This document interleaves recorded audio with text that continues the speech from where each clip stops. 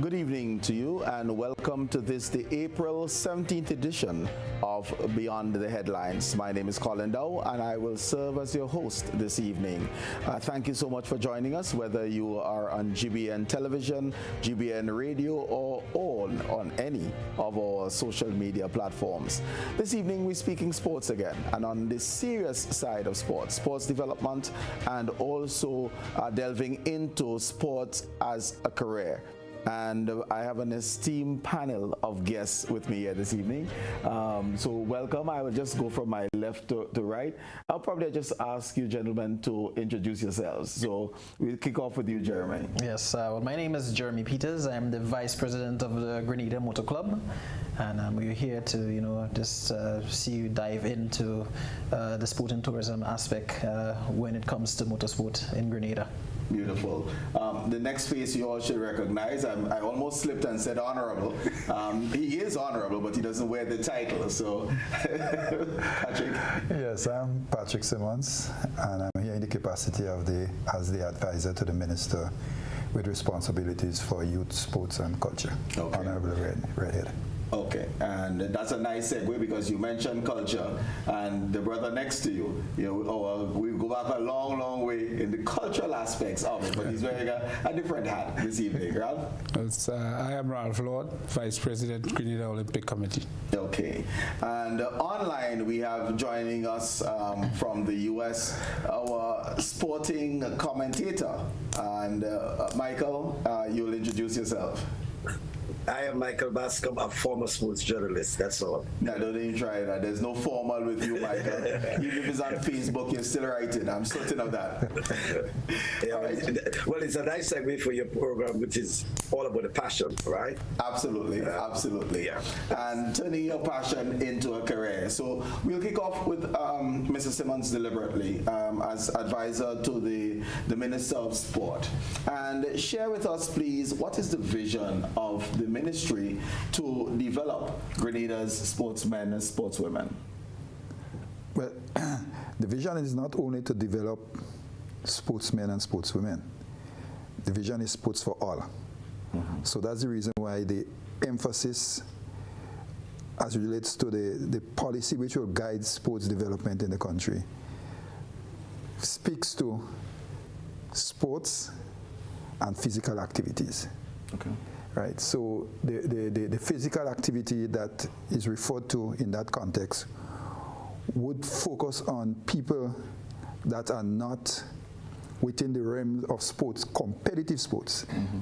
So we're looking at now seniors or those who don't have the passion to compete anymore, but still there is a need for participation in physical activities, because now it's not only about doing something for competition, but participating for health. Okay.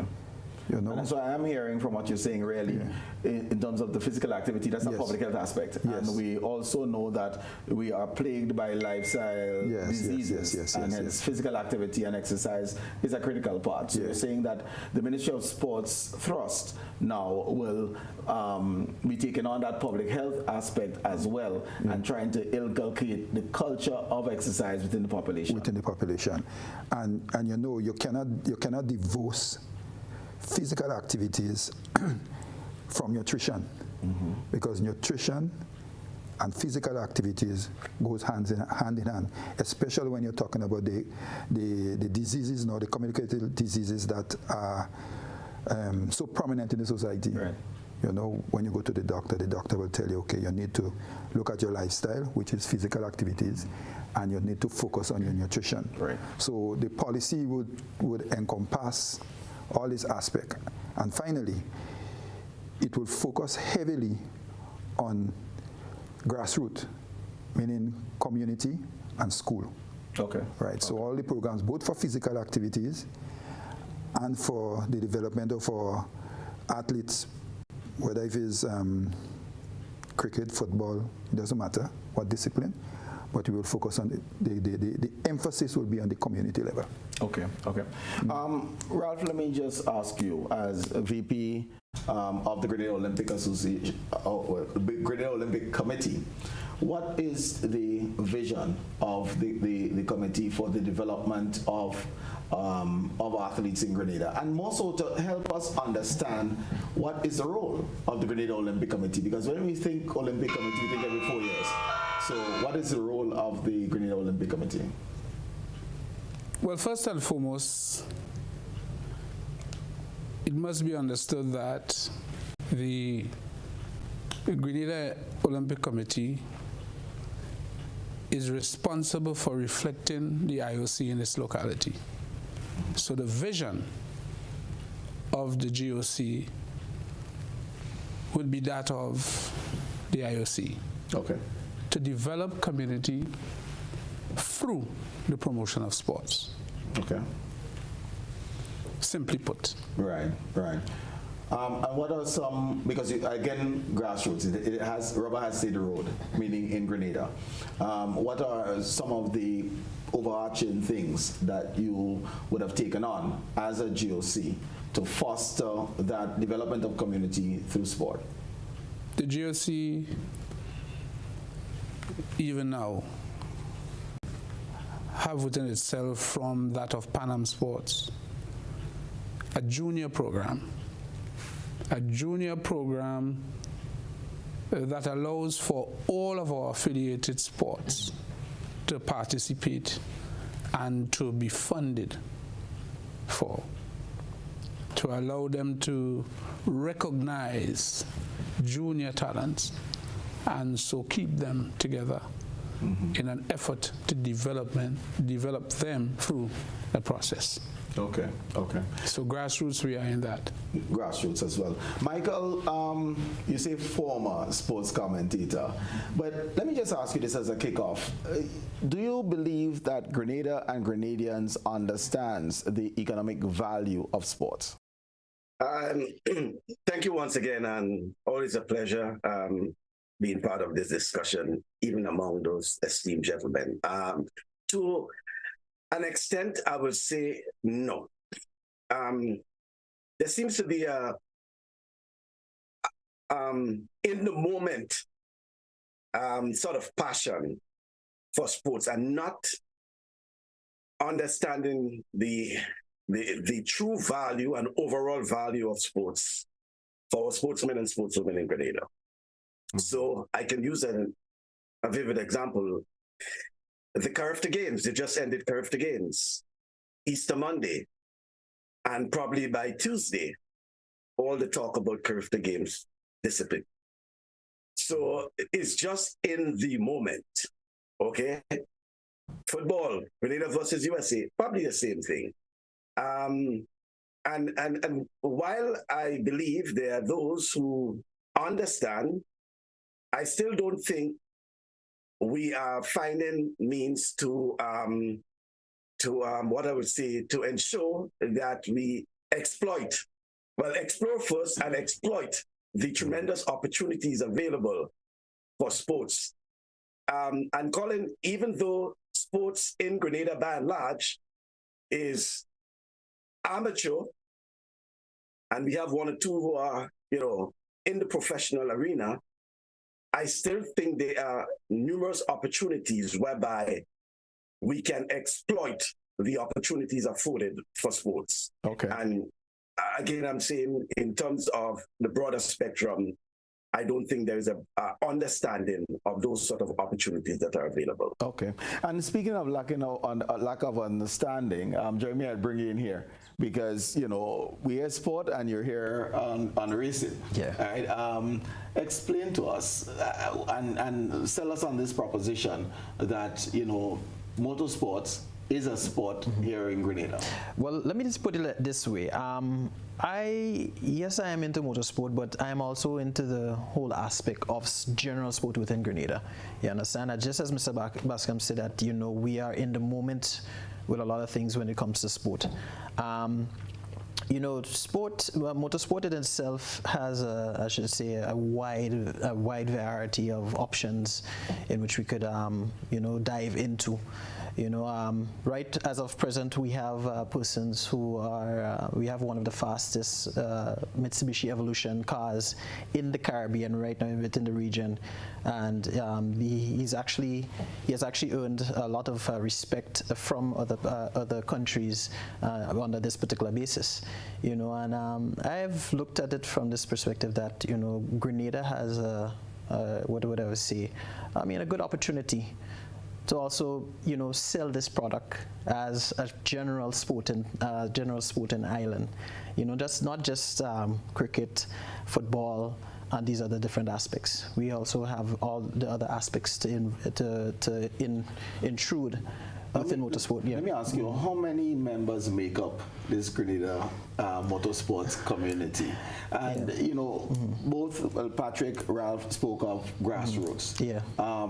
Is there a grassroots movement for motorsports, or does one have to have money to have a car in order for you to be involved? Well, I would put it like this: no, not really. I mean, everybody would have started off in some way. Working on a bicycle, working on some little project that they would have had. And it does not necessarily require a lot of money initially. You understand? It all starts off with you have a dream, you have a passion for something, you love mechanics. Some way you always do find that particular avenue that you want to, be able to do something. And this is the reason why, we have motorsport as an avenue for persons to kind of be able to explore different things, to understand different things. It actually comes down to almost like a scientific understanding. You have to be able to try things. And motorsport is a way of which we use to experiment and be able to, a lot of the technology and stuff that you see are out there is because of motorsport. They use it as a platform in order to develop on different, I should say, technology with cars and all of the above. So you're moving beyond, because when we think motorsport, you think drag racing, you think crashing. Yeah. But you seem to be speaking that mechanics will have an opportunity to be involved, etc. Yeah. I mean, definitely. I mean, the technology that is involved presently. I mean, not just going to a mechanic. The technology that is involved presently, it's I should say someone who is into IT. They're able to do diagnostics on particular vehicles, you understand? Motorsport generally gives you that particular understanding. It explores and opens you to have that understanding of how to diagnose certain vehicles, drivetrains, gearing, all these kind of different, the different things. So, I mean, this is generally, I should say, what, we are trying to push as of present, the whole avenue of being able to open that avenue within Grenada right now, and for persons to be able to go and go abroad, and be able to compete, and there's money involved in this as well. Once we start performing well, there's money involved. Big companies come give sponsorships. You have Rubis, you have the Shell organization. I mean, we even look at Lewis Hamilton. He started off from grassroots. He started off as a young boy. His father didn't have much money. And they worked up the ladder and was able to make it successful. Well, I'm going to come back to you on how we can have more Lewis Hamiltons coming from Grenada. But Patrick, just on the same theme, just share, as the ministry would have looked at the development of sports, and I'll just focus on that aspect now, and the sportsmen, sportswomen. Have you identified any areas of sports that you'd want to emphasize? You may have picked a sport as a low-hanging fruit, saying that if we invest in this area, we'll be able to have a fast track, as it were, towards developing these youngsters, because Grenada has an abundance of talent in X.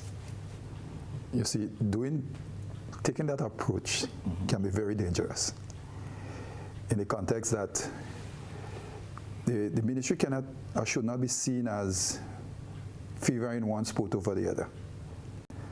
So let me give you a typical example. If you're going to look for talent, you're working in collaboration with the Federations Association and the Grenada Olympic Committee.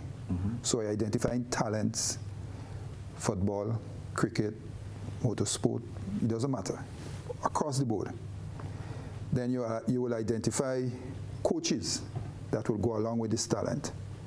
And then you need now to develop and to build some level of synergy between the coaches, the federation, and the talent identified. Well, I won't even mention about the housing and places to participate and to train and so forth.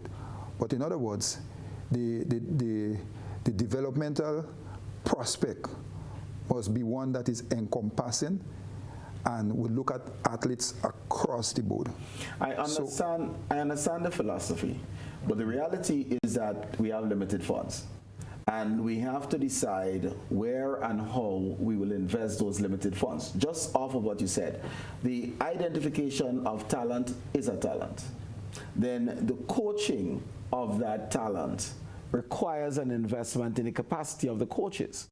Can we have and develop coaches across all disciplines? Where do we start? And that's where I was going with this question, because we do have limited funds, and has the ministry identified, while we want to handle everyone, we would start here.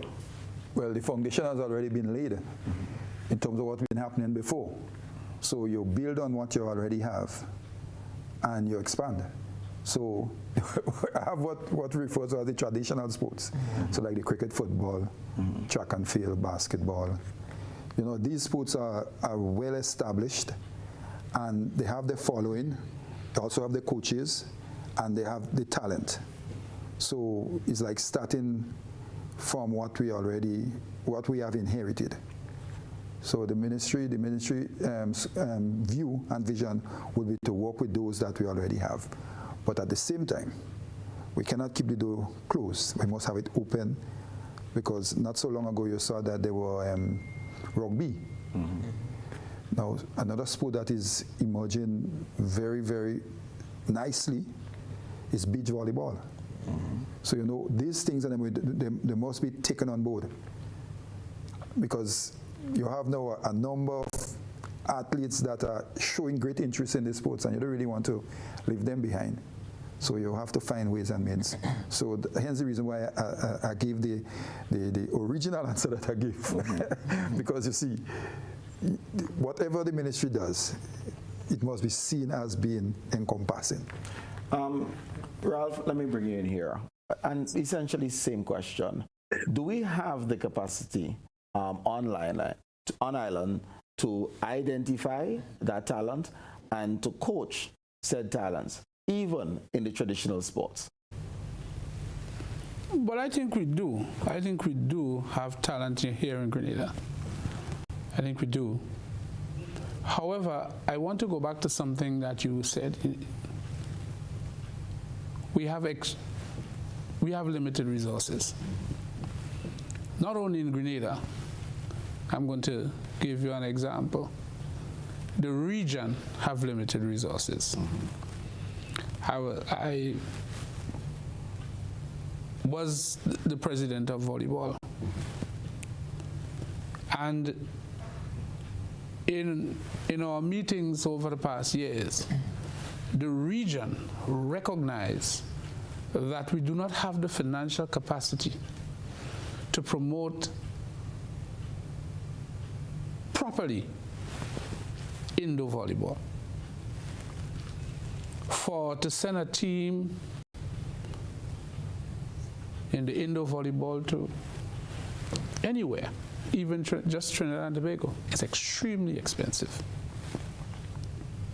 So the region as a whole, while you would want to continue to allow for the play in indoor volleyball, we have said and have begun to push that we can reach further as a nation and as a region by promoting two players.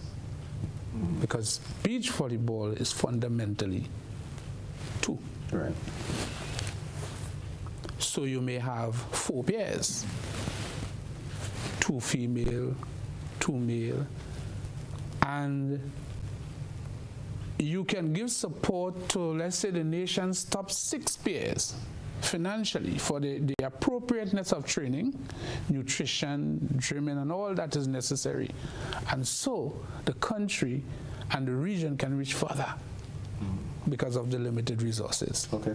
If you organize a volleyball game in Brazil, it would be a small game, but you will have thousands of persons. If you organize a volleyball game in Grenada, indoor I'm talking about, you will have the boy, his girlfriend, maybe, and somebody from the team. You can't charge in the door because you're making money. So really and truly, we have limited resources. Right. So we have to decide as a nation, how do we utilize and collectively decide the National Lottery, the Ministry of Sports, the national federations, and the GOC. We have to make a single collective decision as to how we utilize that limited resources to promote the development of sports collectively. Right. Michael, let me bring you in here and your thoughts on what Ralph just said. Yeah, I want to agree with both Mr. Simmons, Mr. Simmons and Mr. Lord. No disrespect to Grenada Motor Club friend there. And I agree that, beach volleyball, in fact, I had it noted as one of those fast-growing sport, one where you don't need that much of, in terms of logistics, facilities. We have the sand, we have just about everything. It's just to put things in place, However, sometimes, and I may get a bit controversial here, and I understand where Mr. Simmons was coming from. He's representing the minister. And as a former minister himself, he's trying to be a bit diplomatic. But sometimes you get the impression that there is a bias towards track and field. Listen, I'm a track and field fan. My growth in the sports media had to do a lot with track and field. But I've come to realize that there seems to be a bias towards track and field. And there must come a time when someone has to speak out. Let me make reference, and Mr. Simmons may be able to comment on it because I spoke to him about it. I was very, adamant about it. We had, only last weekend, we had our track and field Carifta Games in the Bahamas, track and field. We had our Carifta Aquatics in Curacao, swimming. We had police T20 cricket, regional police T20 cricket in Barbados. We had women's cricket, Windward Islands cricket in St. Lucia. And we had karate in St. Vincent. So we had people representing Grenada all over. But the Ministry of Sports found it appropriate to host a welcome ceremony, no disrespect to the athletes, to our track and field athletes. Nothing for our swimmers, nothing for our policemen, our lawmen, nothing for our women cricketers. I mean, therefore, there comes a time when someone has to speak out, and Michael Bascom is speaking out tonight, that this must stop. Because as far as I'm concerned, all these sportsmen and sportswomen did the same thing, represented Grenada. I had a mother who spoke to me on Sunday. Yeah, it was Sunday. And expressed serious disappointment in that not one official, except for the cricket association, turned out to welcome the women's cricket team. A teenager representing Grenada for the first time, winning a tournament, playing well, winning the Windward Islands tournament. And no one was there, even from the ministry, to welcome those cricketers. So when they talk about the level of biasness towards certain sports, they have reasons to say that.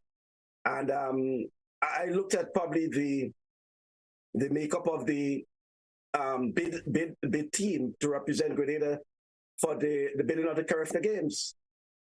I don't understand where the Grenada Olympic Committee fit into that respect, because I asked the question, if GFA wants to bid to host a CONCACAF tournament, will the Grenada Olympic Committee want to be represented on the bid committee or the bid delegation?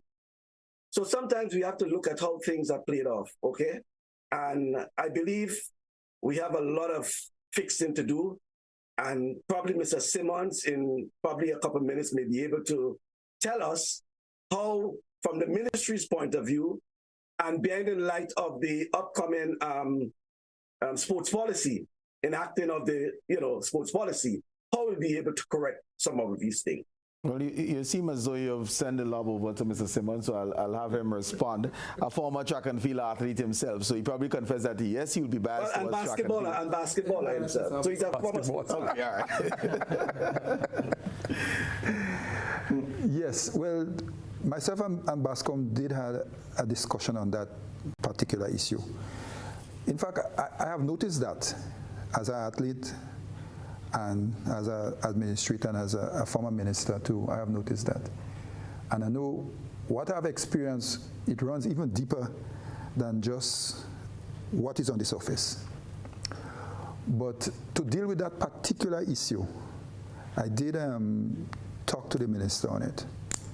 And what has been suggested and would be walking through the sports policy, because a lot of amendments is being made in the sports policy currently. Mm-hmm. What I've suggested is that we should have quarterly emulations for all sporting activities that occur within that quarter. So, for example, if you have football, you have cricket, you have basketball, taekwondo, motorsport, they all occur within that quarter, but at different times within the quarter. So the recommendation is that, and the policy going forward would be, there would be a delegation along with the federation, or led by the federation, to meet the athletes on arrival at the airport. So that delegation will meet them and greet them and show appreciation for what has been done. Then the ministry will now have to take the lead and have that quarterly engagement. So at the end of the quarter, all who participated will bring them at one venue and give whatever appreciation you have to give, whether it's something tangible or just recognition in terms of the efforts. Would you say it was an oversight when the winning Windward Islands team, women cricket, there was no official welcome, as it were, as would have happened for the track team returning from Crafter? Yes, I observed it. And in fact, I did make points to the minister in regards to that. Because if you're going to be here tonight, unfortunately, and I said to him that one of the things that you will have to do is to apologize to the cricketers. So I'll take the opportunity to apologize to them. Mm-hmm. Because it was bad. It wasn't something palatable. They have won the tournament, they performed well. And not even the association was there to lead together with representative from the Ministry of Sports. And sometimes all it takes is just one person. Mm-hmm. You have the coordinator, you may have the PS or the SAO, one senior person within the ministry to be there. And you don't really have to budget for that also. Right. It's just a matter of organizing. And I think where the challenge might come is the communication between the federation, association, and the ministry, because that don't really exist right now. Mm-hmm. Most of the time, the communication or exchange of ideas and so forth will come when a team is about to travel and they need assistance from the ministry. Right. So that is something that needs to be addressed. You're vice president of a parent body. Is there bias? You have some children you prefer as compared to others, which is what Michael was suggesting. The GOC can't afford to be biased because of the responsibility that it has. However, you say parent. As a parent, I can act on my children's behavior, movement, if I know. Mm-hmm. when you have national federations traveling, going places, and you would hear that they would have left, maybe from a Facebook post, or you hear they would have left through the news without any communication with the GOC, not even knowing, Mr. Bascom, when they are leaving and when they are returning. And some of the reasons for that is because of the disconnect between national federations, Ministry of Sport, Grenada Olympic Committee. So when a national federation may have to send a team to Barbados to play cricket, and they go to the Ministry of Sports and they get the airfare and the accommodation, they do not need to speak with the Grenada Olympic Committee.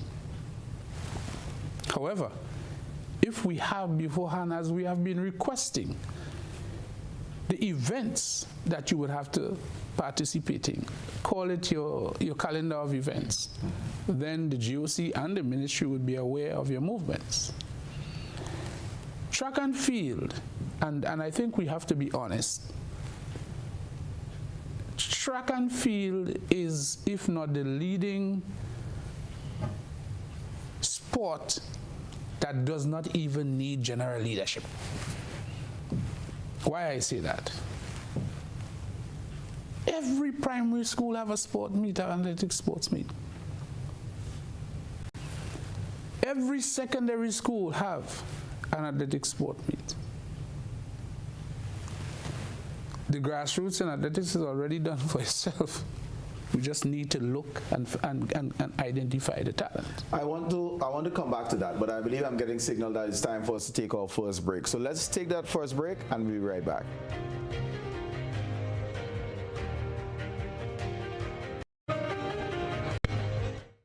Have you heard about the new Softweave bathroom tissue with total hygiene? As hygiene and safety have taken center stage, our bathroom tissue is now manufactured with 3 different technologies to offer the best protection for you and your family. UVC light technology for a safe and effective disinfection process, eliminating 99.9% of microorganisms. Also, production at high temperatures, killing all types of germs and bacteria. And it's pH controlled with delicate fibers to prevent irritation for even sensitive skin. Softweave Total Hygiene Bathroom Tissue. Available in supermarkets and shops island-wide. Visit Softweave Caribbean Facebook or Instagram pages for more information.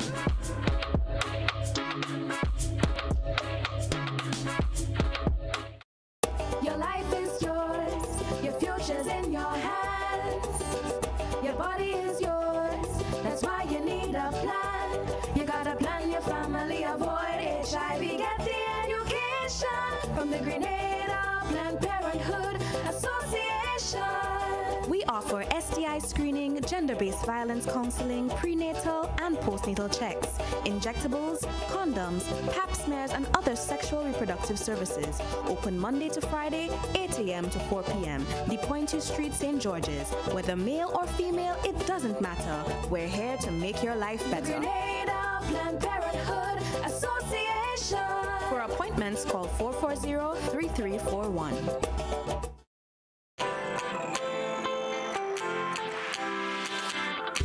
But when you need someone to help you to your feet, I'll be that beacon to your highest peak.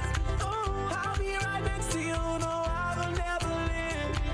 Come on, take my hands, we got everything we need. Cause you can look to me whenever you're in need. Just call on me and I'll be on my way. I'll be by your side, never to divide. The light that shines our way. Wherever you ride, we'll be right there with you. Wherever you ride, we'll make your dreams come true. Next time, next time, next time, next day, oh. Nexa Credit Union, with you wherever your road leads.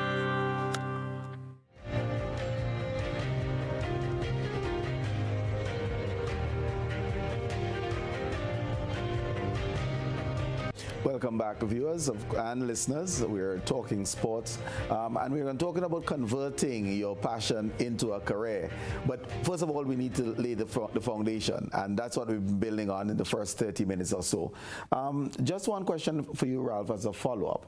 On our live, there was a question whether or not the national, what responsibility does the GOC has to the various federations and vice versa. What's that relationship like? What's the structure of that relationship?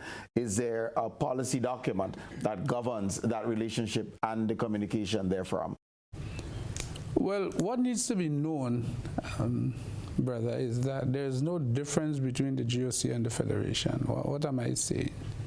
The GOC cannot exist without the national federations. So the national federations are the one that make up the GOC, that ensures that there is an Olympic committee signing on. But you just said that you don't know what's happening. So there obviously is a disconnect between the different arms of the same body. Let me finish. The administrative arm of the GOC should not really or cannot really dictate to a national federation on certain matters. For example, the bidding for CARIFTA. That is not the ministry. That is not the GOC. That's the Athletics Association. And they will bid, they will win the bid. And Mr. Simmons better know that they will be coming for financial support. No, I think you have that wrong. You have that wrong. You have that definitely wrong. Yeah, you have that wrong there. I should say, correct you before you go forward. Yeah. The association, the specific association that want to be hosts, they would be at the front. However, it all boils down to the government of the day to make that final decision whether or not that association should proceed to bid to host that event. Because remember, everything else that is associated with that. Single most important, security. Because all athletes and all federations that would send their athletes to Grenada, in that case, would want to make sure that the athletes are well taken care of in terms of security, they're secure. Then all the facilities that will be used would be government-owned facilities. So the government must be in a position to enhance, if there need to be enhanced, or give the go-ahead to do so. So as association or federation just cannot go forward without consulting with the government through the minister with responsibility for sports, to be host to a regional or international event. They must have the support of the government. I think you misunderstood. Yeah. I think you misunderstood. Let me clarify. The point I am making is that after that discussion with government as to whether we have the capacity, whether we have the capacity to host, and it is agreed that we have the capacity, the National Federation can refuse to bid. The National Federation can decide that we don't think that we would want to host the tournament again. The bidding for the games is left to that National Federation. That's the point I'm making. So the GOC, I'm attempting to address Mr. Bascom. No, but because I think what's important and what we're not getting is, what is the purpose of the GOC? Right. So the GOC, now the Ministry of Sports have its role and its responsibilities as it pertains to sports, so is the National Federation. But when it comes down to, let's say, Pan Am Games, these games sanctioned by the IOC, no ministry, no national federation can go beyond the GOC in sending a delegation. However, the GOC have a responsibility outside of games to assist national federations with their development through programs. Coaches program. Give us some examples of that happening, and I also want you to juxtapose where does cricket fall because before there was Kirani James, there was Junior Murray. Yes. I would say there was Nadia McIntyre, Yes. who was the first Grenadian to make a West Indies cricket team. And Jude Alexander. Jude Alexander. Yeah, the first Grenadian to make a West Indies team. I thought it was that, so I stand corrected. June Alexander. Right. Yeah. So, So the idea then is what type of relationship, if it's only sports sanctioned by the IOC, then cricket falls outside of that. And there's a rich career, because I'm coming back to our theme, because we need to convert this activity into financial gains for our talented youngsters. And what is the responsibility there? the Cricket Association is a member of the Grenada Olympic Committee. Matter of fact, we have 17 of them. And every member is assisted financially through the programs of the GOC. So you have coaches program. Let's use the coaches program, for example. You have volleyball under that program. You have athletics under that program. You have You have 17 children. You have 17. You have 17 children. 70. So you have, what is fundamental to note that every year different association benefit from different program. So this year volleyball may want to do what you call the coaches program, where you bring in an instructor, an international instructor. The GOC will now make that application to the IOC on behalf of volleyball to deal with that program. This year, taekwondo, we want to concentrate on grassroots because it is a new sport. They will be funding for. Do you make demands on the various federations to deliver to you strategic plans for the sport in country, in order for you to be able to see where you can support the initiatives that they do have plans? I mean, how does that go? Or is it a piecemeal, they wake up on a Tuesday, they join a meeting and say we need money for X? Or is it a targeted intervention and a regime that comes out of a strategic plan that you've been working with as a GOC along with the federations? There is something called the Associations Committee that headed by the president and the association rep on the board that meets with the various federations so as to get an idea of the year plan and give by way of importance what you would like to do for the year 2023. And that process will be assisted and funded by. You would have to, some of the times you would have to advise a national federation.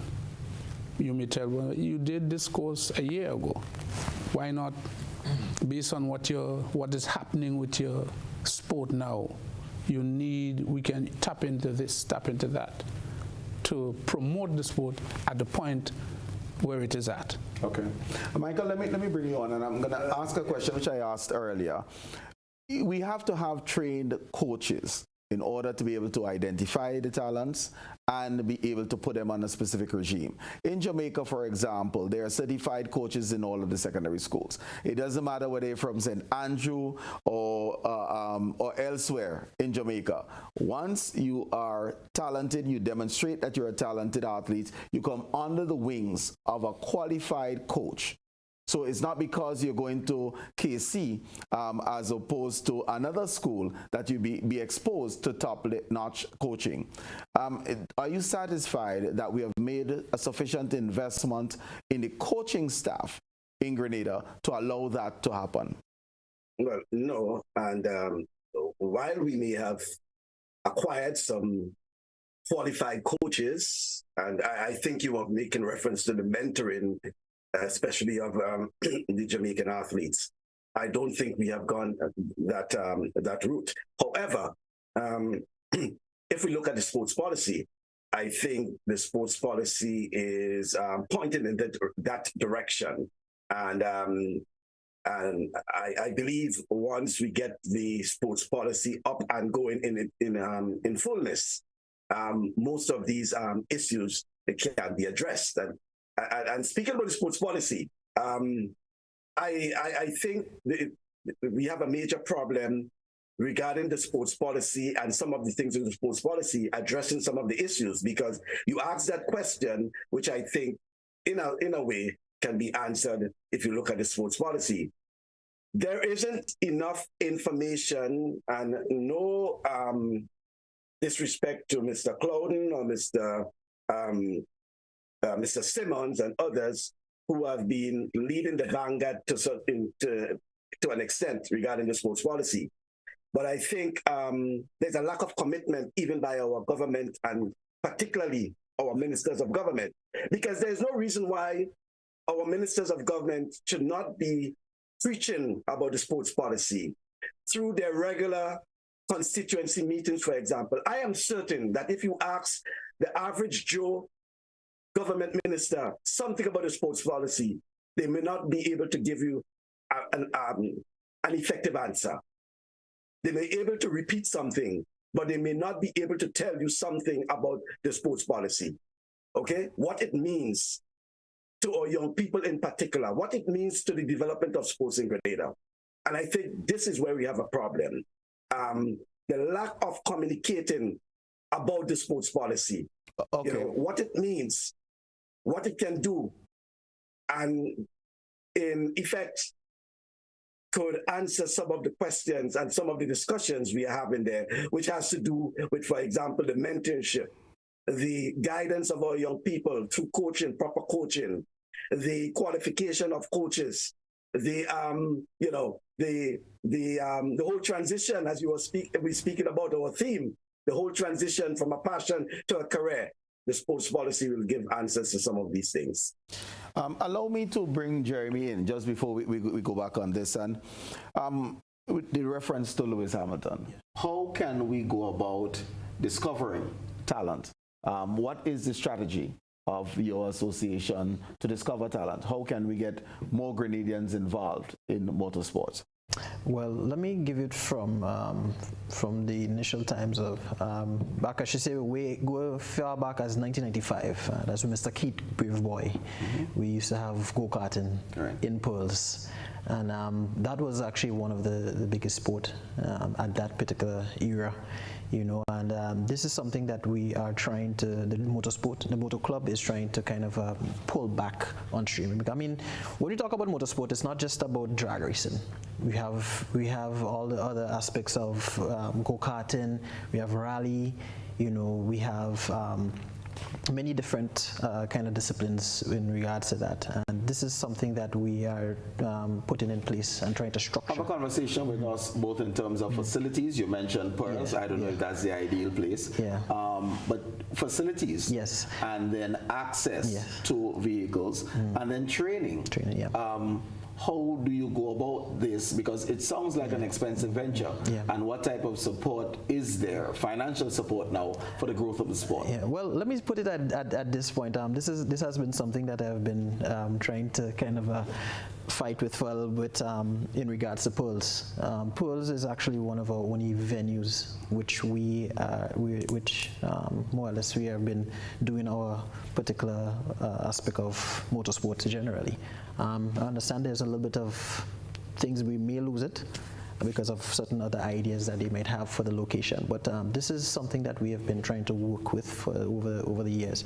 In regards to fundings, we have big players involved. We have Trinidad and Tobago Autosport Association, which is willing to give a massive amount of financial help towards our sport in whichever way we decide to go in regards to drag racing, go-karting, whatever. So I should say yes, it is an expensive sport, but we also do have fundings, because there's guys with money who is involved in pushing the sport.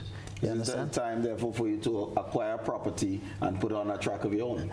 Well, I would love that idea. I mean, that would be something. That would be something very nice for us to happen. If for the near future, if we so happen to lose Pearls, But Grenada has limited flat land space in which we would need to have for that particular venture to go forward. I mean, all for now, we're working with it. We're trying to see if we could make things, push ahead as far as we can, and more or less try to see if we could have as much involvement of other stakeholders involved. Okay. Patrick, there's lots of conversations about this sports policy, right? But what strategies are there? And I'm just going to go back to developing our athletes to ensure that they go off to the next level. And the next level can be utilizing sports to access further education. The next steps can be the stepping stone to get into the professional league. And not just track, we have Karani James, Lyndon Victor, Kurt Felix, etc., who are earning well.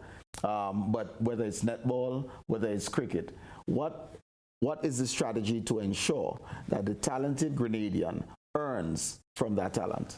Okay, well, I'm very happy that you defined what you defined in the last statement, because that is very important. Because you would always start with talent identification. Okay, you start with the talent identification, and associate with the talent, you have the coaches. And that in itself has been working well, because the athletes that we have that went beyond what we have in Grenada, they all started here. Basketball, football, cricket, track and field, just to name a few. So the focus must be, one, to be clear what the next stage must be. In other words, if we want these two track athletes to be homegrown and to take it to the next level, but being here, whatever needs to be done to facilitate that must happen. So having the coaches already laid, having the venue for the training, and providing the support that they would need in order to take them to that next level by remaining here. Or if the intention is to gain some academic knowledge together with the desire to participate in that particular sport. Therefore, the strategy must be different. So you don't have to prepare them, whether if it's to do the SAT or whatever exams that would take them to the next level. So, the question really is, what is the strategy? And it doesn't necessarily have to be a one-size-fits-all. There isn't schools necessarily and colleges recruiting cricketers, but they are for athletes. There will be for football.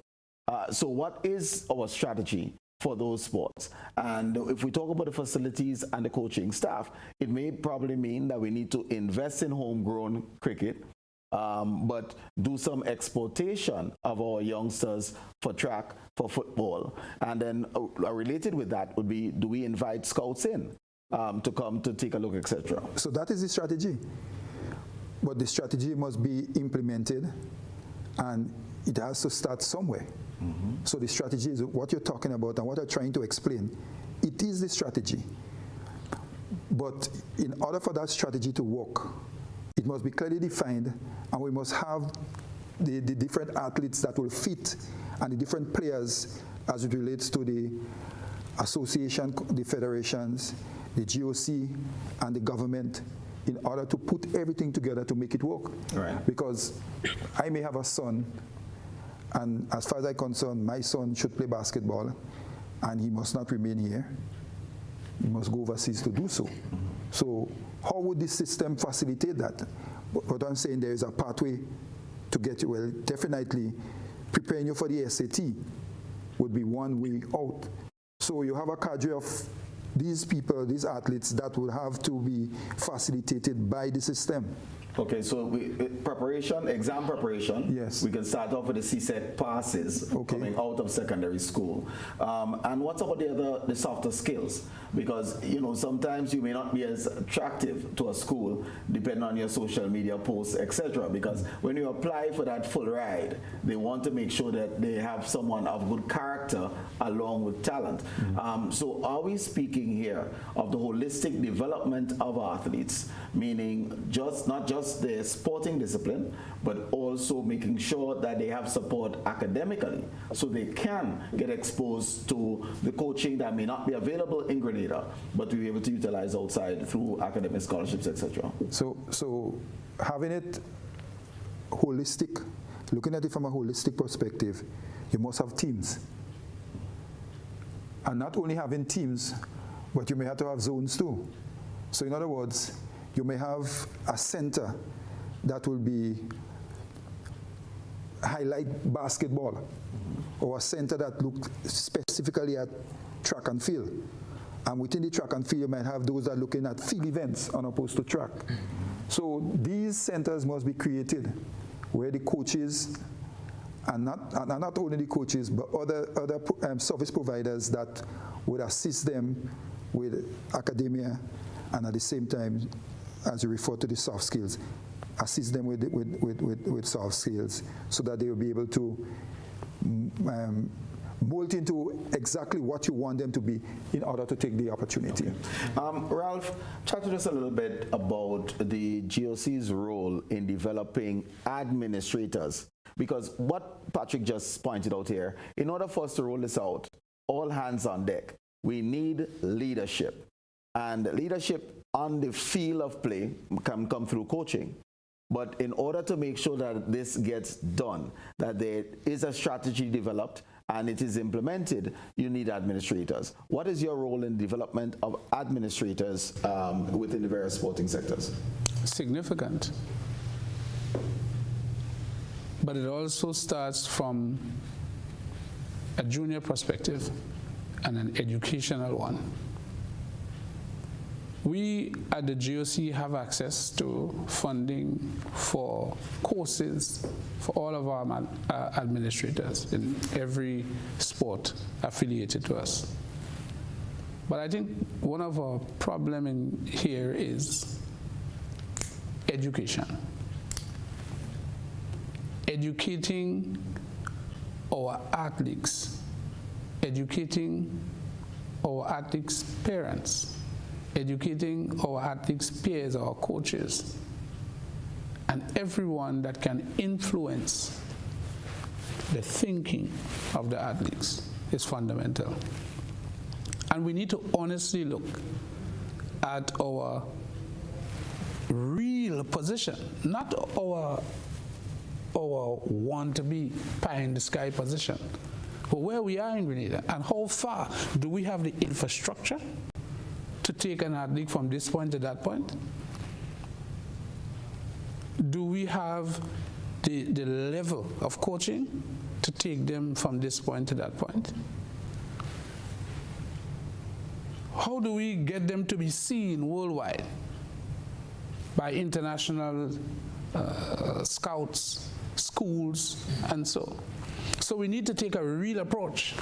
I hear the Ministry of Sport and Mr. Simmons, and I would want to think that we will give our support to the sports policy. But everything that we do for the development of sports and athletics must be real, based on our real position. We don't have the financial capacity here as much as we want to. And that's why I'm asking, is it feasible for the GOC to say, I am running leadership programs for all general secretaries of all of my associations, and ensure that the staff? Yes. And has that been happening? Yes. That has been happening. Yeah, in various aspects of administration. Okay. Viewers, we are talking sports, and we'll take a break. We'll be right back. After the break, you'll get your chance to weigh in.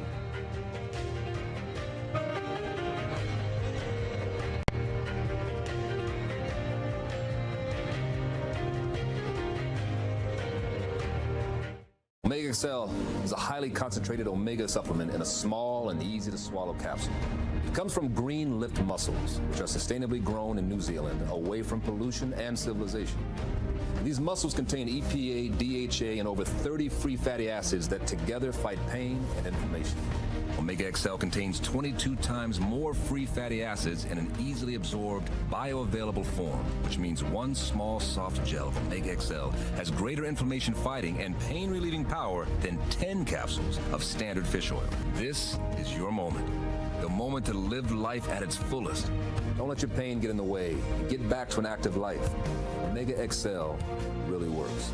Don't wait to find relief from inflammation. Get Omega XL at your local pharmacy or health food store today. You have nothing to lose but your pain. Grenlec Community Partnership Initiative. Leicester is the main fishing village in Carriacou, and we have lost a big part of the reef system around Carriacou over the years. The Grenlec funding will target relocating by rock structures, and a lot of the reefs that we have lost we can replace. So I think we're really grateful and thankful to Grenlec for coming through with that funding for us. Grenlec, energizing our community. When a loved one passes on, we all need the comfort, support, and guidance of a trusted friend. You can rely on LaCour Brothers Funeral Home. We provide a personalized professional service that exceeds all expectations. Our dedicated staff responds to your every need with the greatest detail, ensuring affordability with a variety of options. Our upgraded state-of-the-art facilities, spacious air-conditioned chapel with live internet streaming, a modern, environmentally safe crematorium, the only of its kind on island, private viewing spaces, large on-site repast center, a modern transportation fleet. Join our burial society today and make personalized arrangements for that final moment. As you prepare to enter your loved one into eternal rest, visit or call LaCour Brothers Funeral Home and select a package that brings added comfort to the entire family. LaCour Brothers Funeral Home and Burial Society, continuing a tradition of excellence.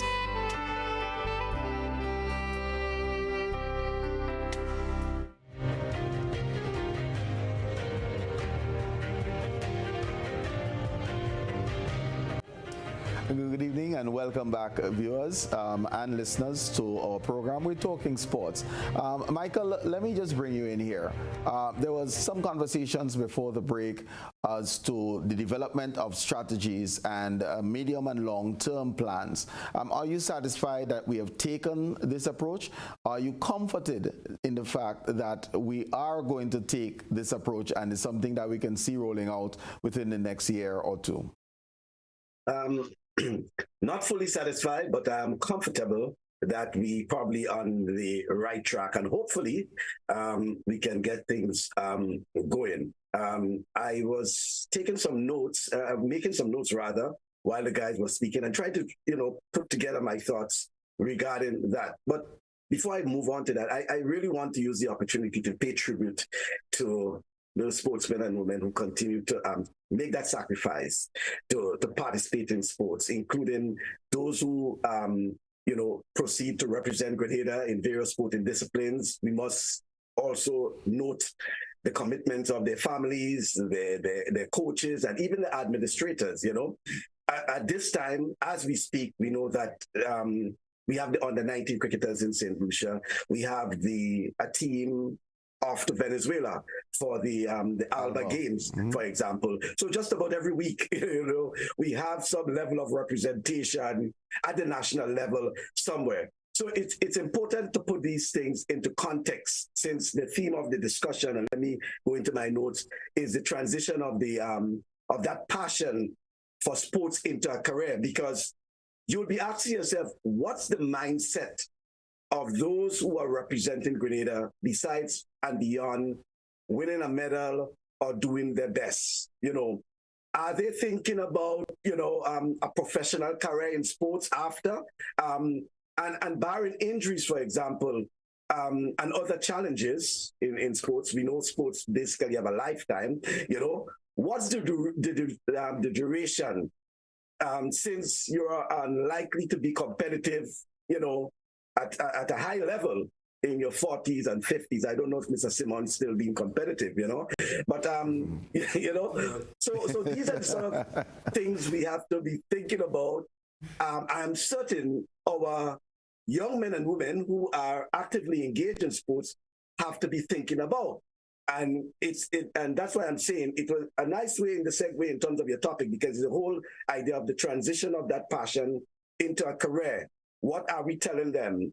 Who are mentoring these young kids into, if they're thinking about a professional career in sports, how long do they think they will be able to stay in sports? How they can sustain themselves in a sports career? What are the areas in sports, for example, after being competitive in track and field or football or cricket, can they move on to? These are the sort of things we have to be looking at. And I'm certain things like networking, for example, we have to, building a portfolio. We always try to encourage especially the parents and the associations. Now is the time to start building a portfolio for your constituents. Whether you're a cricketer, whether you're a basketballer. I always, sing the praise of this basketballer from Wesley College who used his phone, gave a student his phone to record his, playing basketball, whether he's training, whatever it is he's doing regarding basketball. Eventually, he was able to use that to get a scholarship. It was the only thing that was available at the time for a coach to actually see his true potential. These are the sort of things. Even at this stage, talking about the education, the certification, what areas of certification do they intend to get? Probably a degree, for example, and probably that's where Colin may come in regarding the St. George's University. So there are a lot of things that can come in a package, and we need to start having that conversation. One other thing I want to say before you go on to the viewers, Mr. Simmons mentioned the name Joan Alexander earlier, and yes, we see sometimes we forget the people who have blazed the trail, and Joan Alexander was one of those who were involved in West Indies cricket years ago. In fact, she lives in the US. In fact, she's still involved in cricket because she's the manager of the USA women's cricket team, and she's a member of the board of directors as well. So she's still involved in some way or the other, and it also begs the question about how do we ensure that those folks who are in the diaspora also make a contribution towards the development of sports. Going into my notes, for example. Thank you, Michael. I have to cut you, so we do have one caller, and 440-1252, that's the number. But good evening, caller. Welcome. Good evening to you. My concern here will probably may fall in the part of Mr. Simmons. Now, I believe we could have had quite a lot more of the Kirani Games. I've seen a number of very talented athletes, right? But what do we have in place, okay, to really nurture and harness these talents? Because some of these talents come from broken homes. Is there a body in place that will look after the interest, okay? And some of them, as they grow, they become vulnerable based on the homes they come from. What are in place? What structures are in place, right? So that they don't fall through the cracks. And that is my main concern of some of our natural talents that we have in this country. Okay, let's get a response. Harnessing of the natural talent, the mental and psychological well-being of that talent. And I will add one. How do we prevent ourselves from having another Rondell Bartholomew, meaning an excellent athlete but plagued with injuries, and we can point the fingers as to where they stem from? But your response? Well, that in itself is work in progress, because there is something that there is a basic structure that exists, and again we go back mainly to track and field, which can be modeled by the other federations, because of the way that track and field is organized. It's highly grassroots because they focus a lot on the schools and the community. And from that, you see coaches emerging, and then you see athletes emerging, and you see community emerging and embracing and assisting with the development of these athletes. So that is what exists right now. We have to continue working with that, continue to strengthen it, and try to develop and implement the sports policy that will take it to the next level. When will this, I mean, we've had 2 iterations to my knowledge of the sports policy. When will we see a sports policy? All right. The sports policy, right now, where we are with it is we are actually waiting for the renovation of the offices for all the parishes, because we don't want to proceed and have the election in the parishes and don't really have a home for the parish councils. So we are working now to make sure that the offices are renovated. Each parish has an office identified, and as soon as that happens, then we will hear about the election, and we will start putting the council in place for the parishes, because that is where the development will start. Okay. We have another caller online. Good evening, caller. Welcome. Yes. It's a nice program, but to my great surprise, I heard something like athletes going to Venezuela. Is it safe to go there? My question, if it's safe to go there, why can't we help in stabilizing Venezuela and get oil from there? Thank you. All right. The caller was referring to the Alba Games, that we have a number of teams. I think volleyball, there's table tennis, there's boxers, etc., participating in these games. Ralph, you're aware? Well, I think the Alba Games is more the business of the ministry. So you would have yes, to. I'm aware. I'm aware that they have a couple athletes together with officials from the ministry going down to the Alba Games in Venezuela. I'm aware of that, yes. All right. And it is safe. Okay, and Michael is guaranteeing the safety. Thank you, Michael. Yeah, it's safe, yeah. All right. But I'm going back to execution. I'm worried that I'm hearing when the offices are renovated, but that doesn't speak to the policy. That speaks strongly to the policy.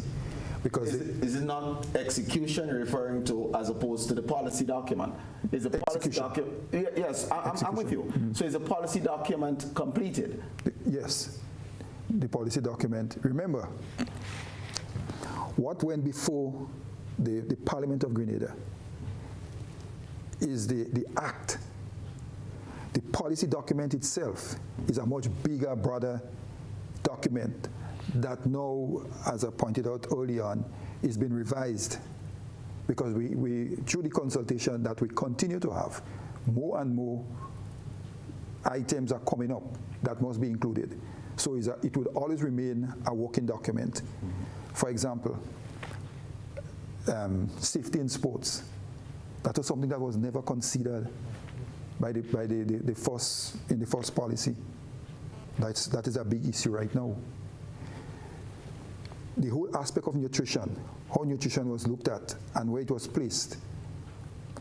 Right now, the approach is different, because we have an entire body that is responsible for nutrition in Grenada, the Grenada for the Nutrition Council, whereas it was under health.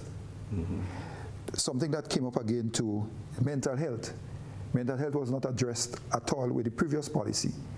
That is something now that we're working really hard on to make sure that is included within the policy. So the policy itself remain a working document. We still will have to go back to Parliament to make some amendment with what existed before. But that does not prevent us from doing the groundwork for the implementation, starting with the parish councils.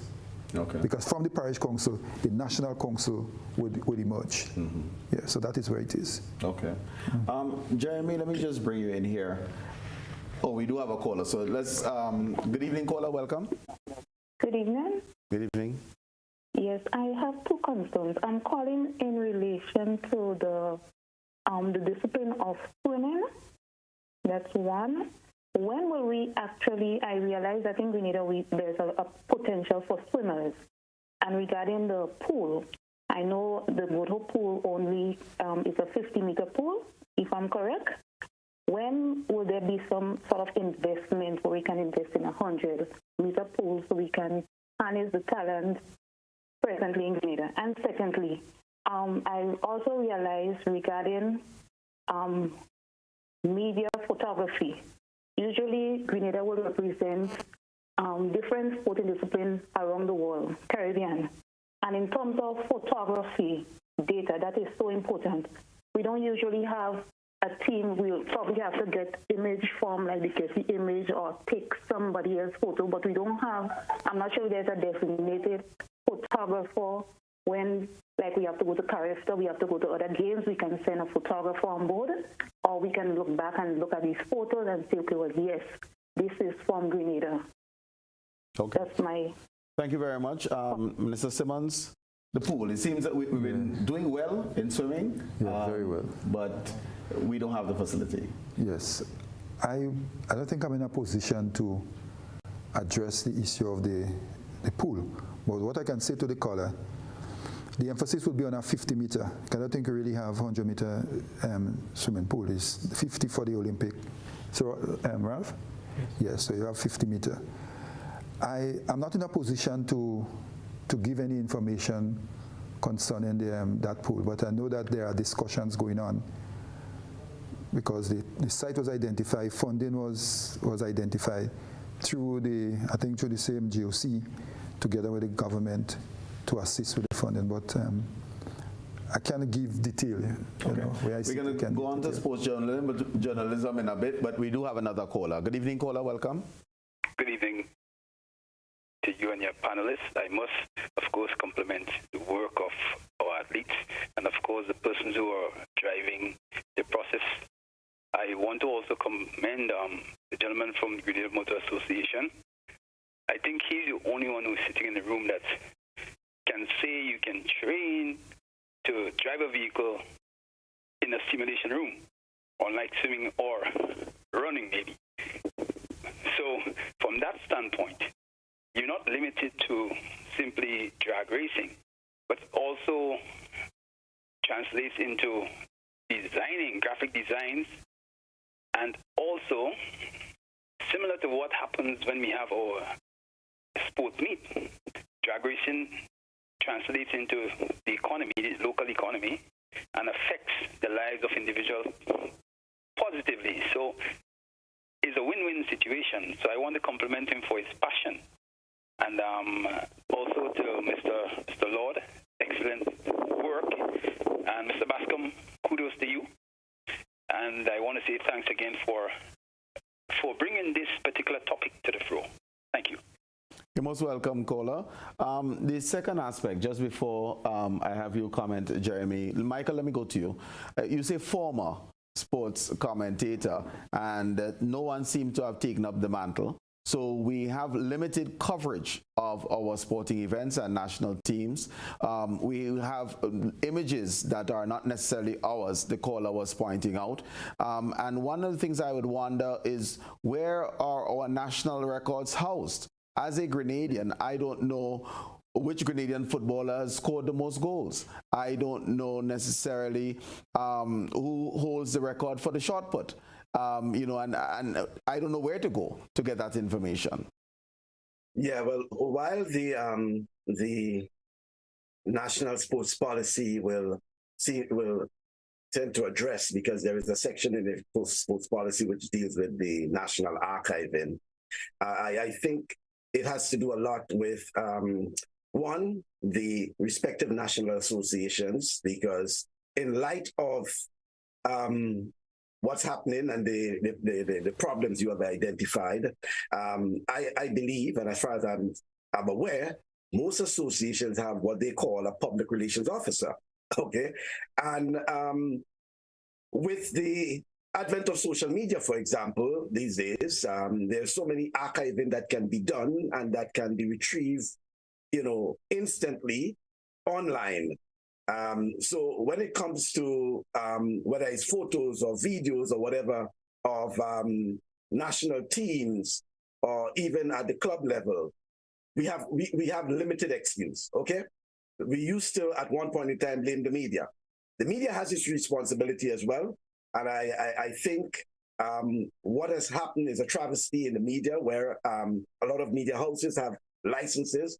And when you look at the license and the agreement in the license and what they should be doing, they are not doing, because they should have allotted X amount of time for community information, whether it's sports, whether it's news, etc., etc. But when you look at it, it's 99% music. That's another thing we can deal with, you know. But I think also the media managers, they have a role to play as well, because they should realize their responsibility, their social responsibility, and ensure that at least a radio station or television station has a functioning sports department, especially in light of all that is happening in Grenada, all that is taking place in terms of sports in Grenada. Okay, there's no reason why we should not have functioning sports department at radio and television station. That will be one way we can deal with, you know, the whole issue of archiving and things like that. So, but at the national level, I think when I look at the sports policy, I'm happy and I'm very comfortable with what I'm seeing in terms of how they are appearing to approach the whole issue of national archiving. Even though, Colin, they may basically have to start from scratch because there is nothing that is available.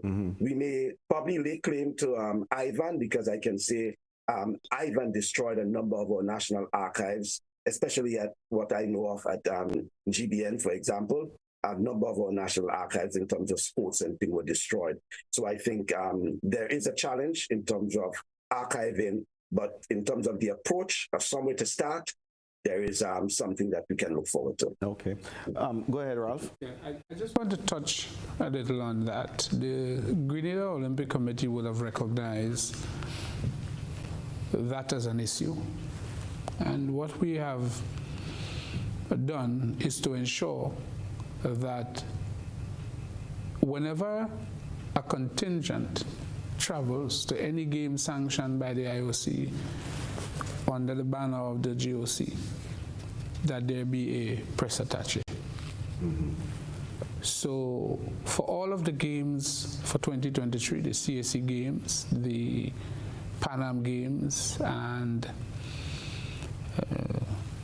it's another game, there will be a press attaché assigned to the team with the responsibility of sending back information and ensuring that the GOC archives is updated. We had that done in the junior Pan Am games, and we had a lot of information coming back, interviews being done with the athletes and the coaches in that very game. Let me ask you this though, does the GOC has a website? Yes, the GOC have a website that it is being revamped at the moment. We have a Facebook page that is constantly up and running. The website is to be revamped, and don't ask me to give the reason for that. It may just take some ruffle some feathers. So I will just want to let you know that it's being revamped, it's being redone. There is a marketing and public relations committee that have the responsibility for promoting the work of the GOC, and that matter have been taken up and is being refixed. I know that you understand why I will ask that question, because I will come to the GOC to see what Grenadians' performances have been like, and when I'm unable to find a website, I was challenged. Yes, and that in itself was a problem. But if you follow our Facebook page, you would see all of the teams traveling, although we don't know about them, the Alba team going out, you will see the photos, you will see information and all of that. Swimmers going here, anybody going anywhere, you would see that, you would find that information.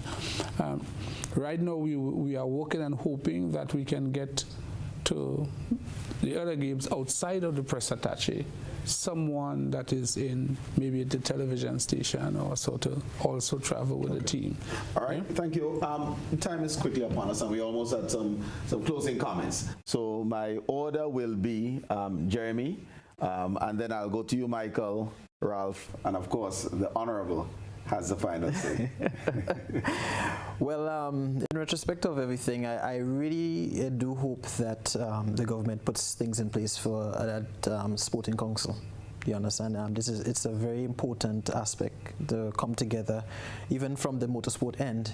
So we have negotiations and discussions, in discussing the way forward in regards to motorsport, and in general, respect with all sport in general. You understand? Because as we listen to the other panelists speak here, you could see that we kind of all over the place, and there's a lot of work that needs to be done. And also, too, I'm looking for the government to give motorsport a lot more support in regards to us going forward, especially when it comes to the property in pearls, and, for the sport and tourism aspect of things. You understand? There's massive amount of monies that can be made within the country with sport and tourism, with auto sport, with cricket, football. I think Grenada can become the sporting capital of the Caribbean. Just the fact that we don't produce oil, but we produce major athletes. We have all of the above going on presently with us right now. So I do hope that we can, from the motorsport end, that we can just have a little bit more support from the government, and in terms of going forward for the next few years. Okay, Michael, your closing comments. Yes, thank you very much. Into my notes, I always try to go into my notes, going back to something that Ralph said earlier in the program, and I think it's a nice way for me to end on that. I have just 2 points, but one has to do with the lack of communication between the national associations and the Grenada Olympic Committee. That is concerning and should be fixed. When he speaks about they don't have information sometimes and they only see it out on Facebook, etc., etc. This is a problem. It means that there is some level of mistrust or some lack of communication, miscommunication somewhere along the line, and this must be fixed. Ineffectiveness of some of the associations, no accountability, etc., and given a free pass, especially by the Olympic Committee, the Ministry of Sports, again, that should be fixed. It's time for national associations to be transparent, to be accountable, and provide information as possible. And lastly, I was making a point about the contribution that can be made by those in the diaspora, and I'm speaking about those who were born in Grenada, living in the diaspora. We speak about the Kirani, the Alim Francique, and others. Also, our professional basketballers who are played in Europe. We don't hear much about them, as well as those who are born of Grenadian heritage, cannot represent Grenada. Some could, some cannot, but willing to make a contribution. For example, we have those who can represent Grenada. We're talking about Melania, Maya, Naya. Okay, they're all footballers, female footballers.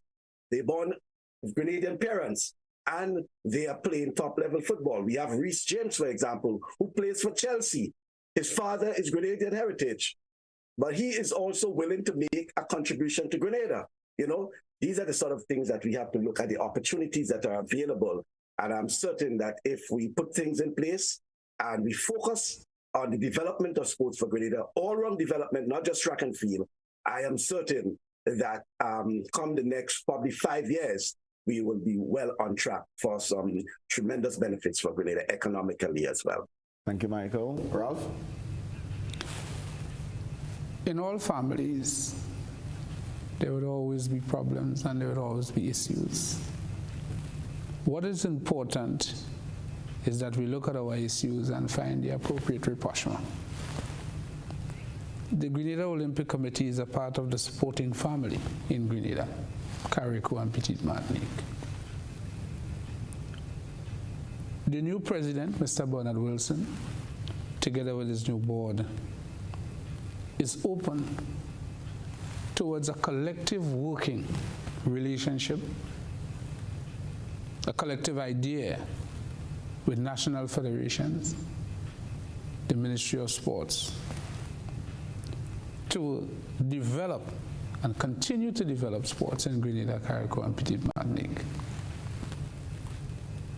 Yes, we have issues as a nation, but if we identify them collectively and we find the appropriateness of rapprochement, we shall get there. Ajay? The task ahead as I say, it is a mammoth task. But I think we have capacity. We can actually rise and be able to implement and make sure that we take sports to the next level. So in order for that to happen, we need to be able to communicate with each other in a very meaningful way, frank, honest way, so that all the stakeholders, all the players would know exactly where they are and what they should be doing to make sure that we take sports to the next level. And finally, the concept of sports for all, I think is something that we need to look at in a very serious way and not only focus on providing activities for a youthful population, but we also need to focus on the elderly, because they have their part to play. And in fact, they made the contribution, and it's our turn now to make sure that we facilitate them and take care of them. Thank you very much, Patrick Simmons, Ralph Lord, Jeremy Peters, Michael Bascom, and thank you, viewers, for being with us over the last 90 minutes as we spoke about sports. One thing I would like to urge you is to get involved.